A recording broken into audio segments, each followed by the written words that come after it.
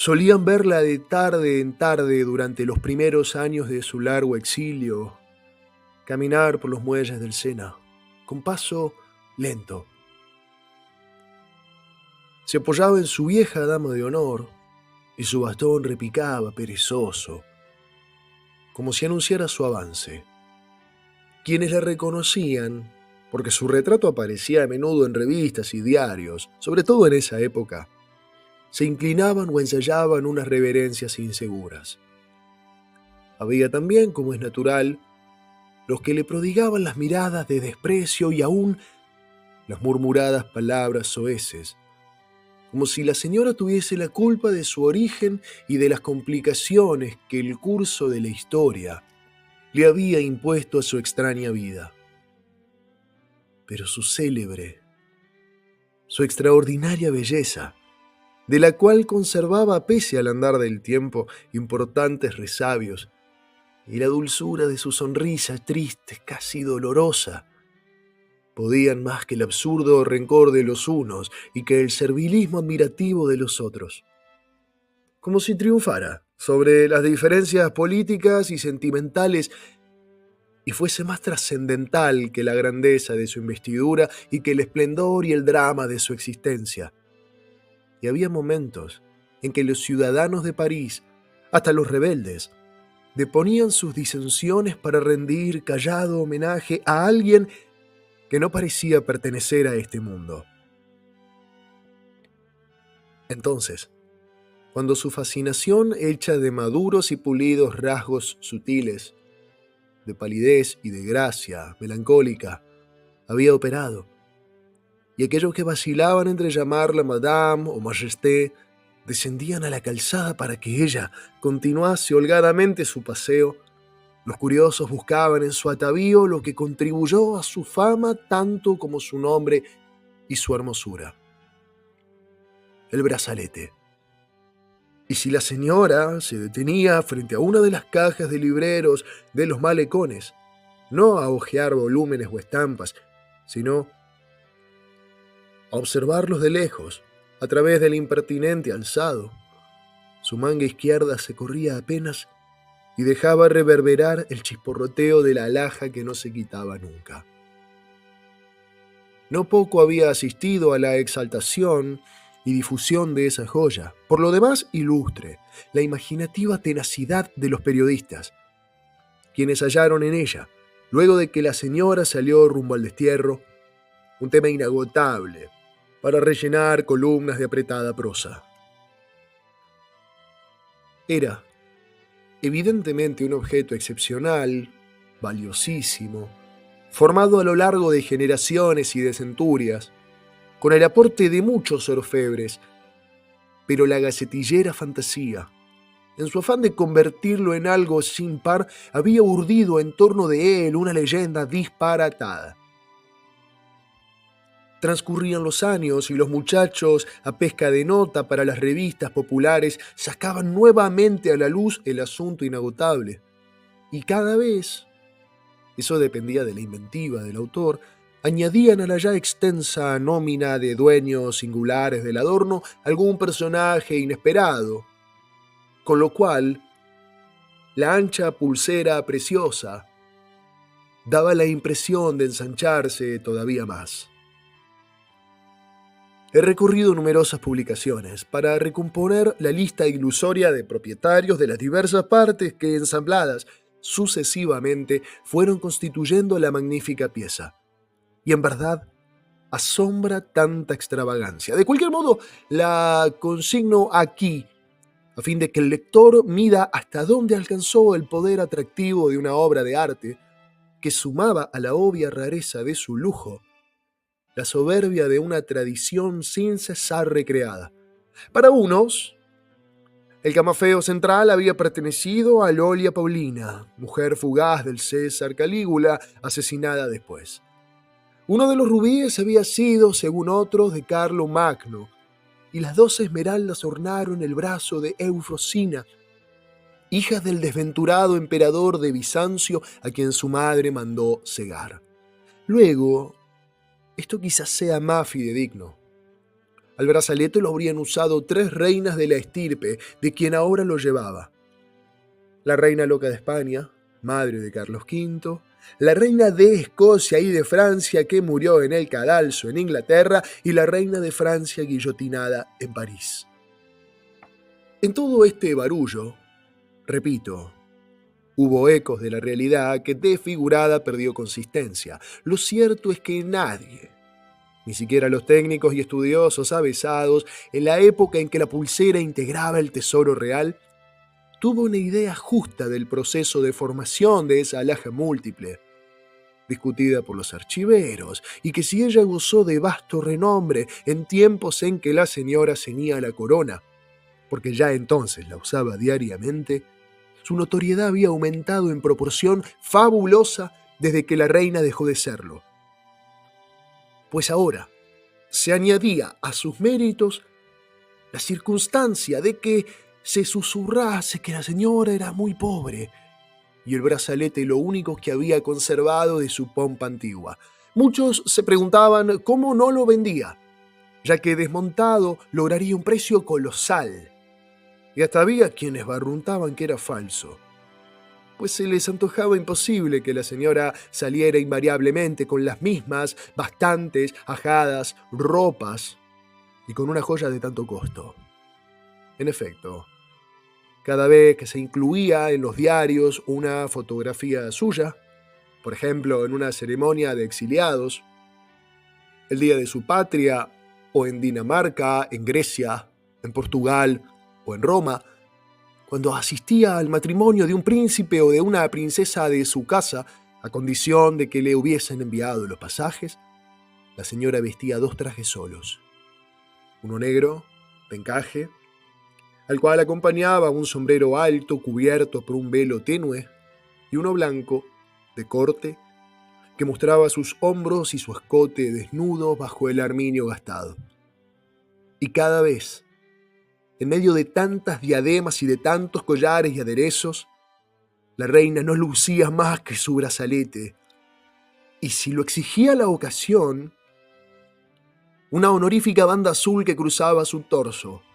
Los fotógrafos aprovechaban tales oportunidades para tratar de obtener una imagen clara del brazalete, porque ese era otro de los aspectos de su misterio: la habilidad con que lo cubría, rodeándolo con su fina y abierta mano, si lo enfocaba una máquina indiscreta. Y por ello mismo, las descripciones de la alhaja diferían esencialmente, y los periodistas, no bien intentaban su biografía apócrifa, acumulaban los nombres de cuanta piedra aprendían para darle realce: perla, diamante, brillante, esmeralda, zafiro, rubí, amatista, topacio, ágata, jacinto, turquesa, berilo, aguamarina, ámbar, crisolito, granate, turmalina, lapislázuli, ópalo, venturina, coral, ónix.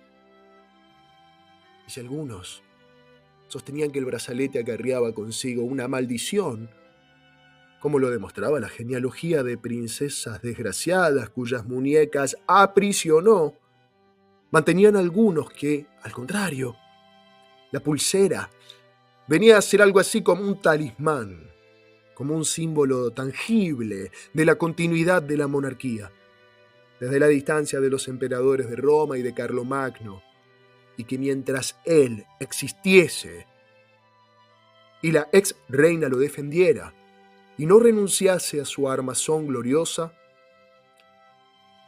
las probabilidades de recuperar el trono permanecerían intactas. Caminaba por los bordes del Sena como ausente. En verano llevaba una sombrilla y en invierno un bastón. Su dama de honor era bastante sorda, de modo que prefería no hablarle, y en ella apoyada erraba por los muelles toda de negro, repentinamente iluminada por el relámpago de la pulsera. Conducía las huellas de su hermosura como una alhaja más, muy derecha, muy despaciosa, tan triste, tan herida por el destino trágico, que quienes la veían a la sazón no podían olvidar las muertes crueles de su marido y de su hijo, y que de súbito una mujer en mitad de la calle se ponía de hinojos para besarle la mano. Así como determinados sectores aseveraban que la reina padecía estrecheces económicas considerables, porque a de semejanza de sus primos y sobrinos destronados también, no había tenido la precaución de colocar una reserva de dinero en Suiza o en los Estados Unidos. Había los que juraban que era inmensamente rica y avara y que guardaba su fortuna en subterráneos cofres. Estos últimos patrocinaban asimismo la tesis de que retenía las gemas del brazalete como un fondo fastuoso para el momento en que se produjese, allá en su patria, la tentativa de restauración. Y ella seguía su camino, acortando el paso delante de los negocios callejeros de los floristas. Aquella vida monótona, nostálgica, se modificó al cabo de 7 u 8 años. La señora recibió entonces la visita del directorio de uno de los principales hoteles de la Costa Azul, quizás de Niza o de Cannes, cuyos miembros le propusieron instalarse allí, en la suite Royal, por un precio mínimo. No se les escapaba a los directores al actuar así las ventajas de la operación para la empresa. La presencia constante de la reina significaría para el hotel un anzuelo innegable. Nada le hubiesen cobrado para alojarla de tolerarlo su dignidad, y la reina, a su vez, recordó los beneficios del cambio de clima y las ocasiones durante su etapa de Fausto en que había dejado transcurrir desde ese mismo hotel muchas horas felices, y terminó por aceptar la invitación. Distribuyó, pues, en las habitaciones doradas y celestes que encendía la luz del Mediterráneo los restos de su anterior abundancia, y la verdad es que su vida varió muy poco. Iba de mañana temprano a misa, luego, aún enroscado el rosario en la muñeca, vagaba a orillas del mar, almorzaba en su suite con la dama de honor, de tarde se ponía un uniforme de enfermera y acudía al edificio de la Cruz Roja o presidía la inauguración de un bazar de caridad.